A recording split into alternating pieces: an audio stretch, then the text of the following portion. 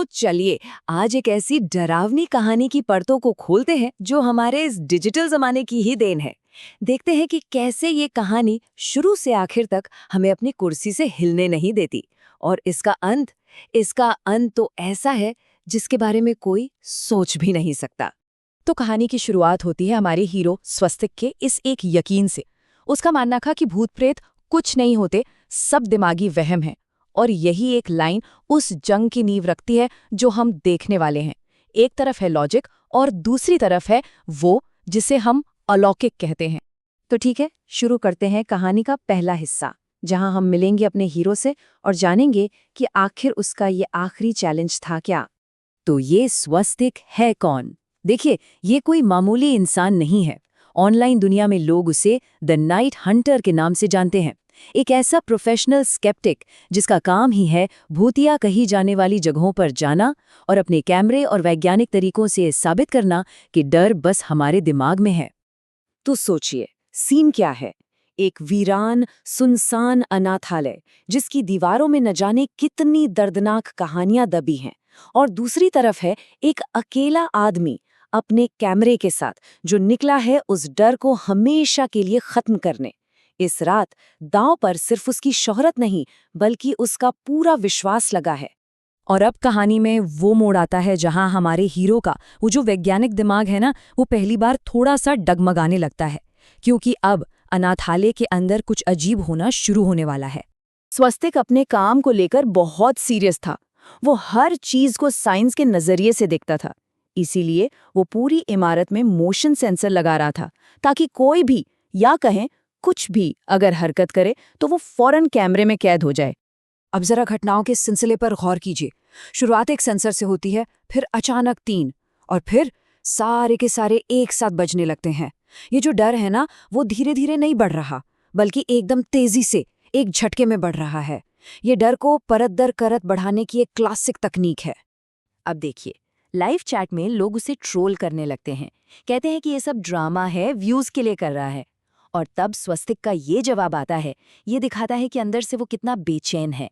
वो अभी भी अपनी सोच पर, अपने लॉजिक पर टिके रहने की कोशिश कर रहा है, भले ही उसके चारों तरफ की हकीकत बदल रही हो। और अब हम पहुंच गए हैं कहानी के क्लाइमैक्स पर। वो पल जहां अब तक का बनाया हुआ सारा सस्पेंस, सारा डर एक धमाके के साथ फटने वाला है। घड़ी में बजते हैं 3:33। ये वो वक्त है जिसका सबको इंतजार था। डरावनी कहानियों में इसे डेविल्स आवर भी कहते हैं। माना जाता है कि इस वक्त हमारी और दूसरी दुनिया के बीच का पर्दा सबसे ज्यादा कमजोर होता है। और तभी लाइव स्ट्रीम में ग्लिच होने लगता है। स्क्रीन पर अजीब सी लाइनें आ जाती हैं। देखिए, ये एक क्लासिक हॉरर साइन है। जब टेक्नोलॉजी, जो इंसान के कंट्रोल का सबसे बड़ा सबूत है, फेल होने लगे, तो इसका मतलब साफ है, कंट्रोल अब किसी और के हाथ में जा चुका है। और फिर उसी ग्लिच होती हुई वीडियो में स्वस्तिक के ठीक पीछे एक साया नजर आता है, एक बूढ़ी औरत का, जिसके चेहरे पर जलने के निशान हैं और आंखें बिल्कुल सफेद। पर सबसे डरावनी बात पता है क्या है? जब स्वस्तिक घबरा के पीछे मुड़ता है तो वहां कोई नहीं होता। वो औरत सिर्फ स्क्रीन पर है, जैसे वो कोई डिजिटल भूत हो।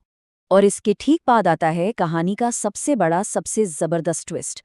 एक कमेंट जो किसी और ने नहीं बल्कि स्वस्तिक के अपने ऑफिशियल अकाउंट से किया गया है। और उस कमेंट में लिखा है, तू सच में मर गया है। जरा सोचिए, आपका अपना अकाउंट, आपकी अपनी पहचान आपको बता रही है कि आप अब इस दुनिया में नहीं हैं। इससे ज्यादा भयानक और क्या हो सकता है? तो चलिए अब इस कहानी के आखिरी हिस्से में चलते हैं। अब वक्त है इस पूरी पहेली को सुलझाने का, उस रात स्वस्तिक के साथ जो हुआ उस राज से पर्दा उठाने का। बस वो एक कमेंट और स्वस्तिक के दिमाग में सब कुछ साफ हो गया। उसे याद आया एक भयानक कार एक्सीडेंट, उसी रात एक सुनसान सड़क पर। उसे अपनी मौत याद आ गई। वो कभी उस अनाथालय तक जिंदा पहुंचा ही नहीं था। तो समझिए इस पूरे खेल को। एक तरफ थी वो हकीकत जिसे हम सब और खुद स्वस्तिक सच मान रहे थे, और दूसरी तरफ थी ये भयानक सच्चाई। वो भूतों को पकड़ने वाला शिकारी नहीं था, वो तो खुद शिकार बन चुका था। वो कोई इन्वेस्टिगेशन लाइव स्ट्रीम नहीं कर रहा था, बल्कि उसकी आत्मा उस जगह की तरफ खींची चली आई थी। और फिर वो पल आता है जब स्वस्तिक अपनी इस नई सच्चाई को खुद महसूस करता है। वो अपने हाथों को देखता है जो अब पारदर्शी हो रहे हैं, हवा जैसे। वो महसूस करता है कि उसके पैर अब जमीन पर हैं ही नहीं। और तभी वो बूढ़ी औरत, जिसे सब एक डरावना भूत समझ रहे थे, कुछ ऐसा कहती है जो कहानी का मतलब ही बदल देता है। वो कोई शैतान नहीं, बल्कि एक गाइड है। वो स्वस्तिक को बताती है कि उसे यहाँ कोई और नहीं, बल्कि उसका अपना मन खींच लाया है।